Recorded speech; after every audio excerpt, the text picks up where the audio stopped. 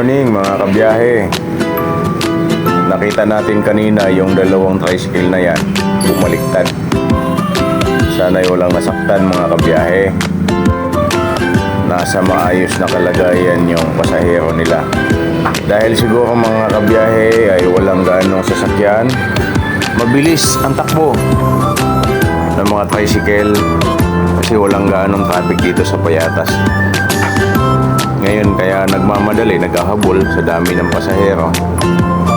Ngayon po ay December 31.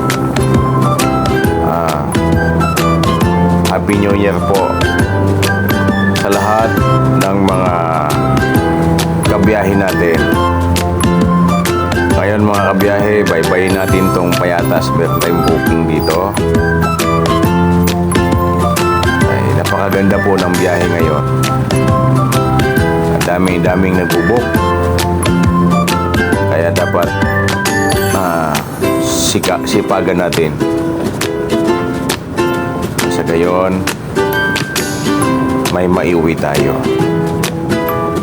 Okay mga kabiyahe, Happy New Year's po sa lahat.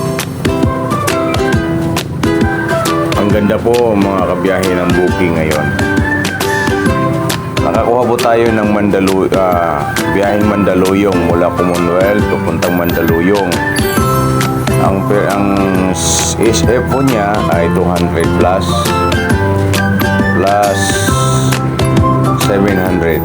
Total of 1,000 po lahat. Shout out sa iyo boss. Bait mo.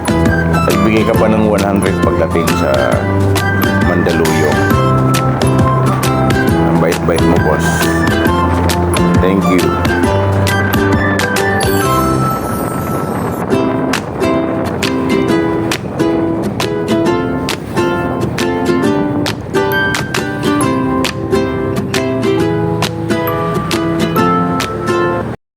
Thanks for watching. Please always remember to subscribe and like and turn on the notification bell to be notified for more videos. Bye bye!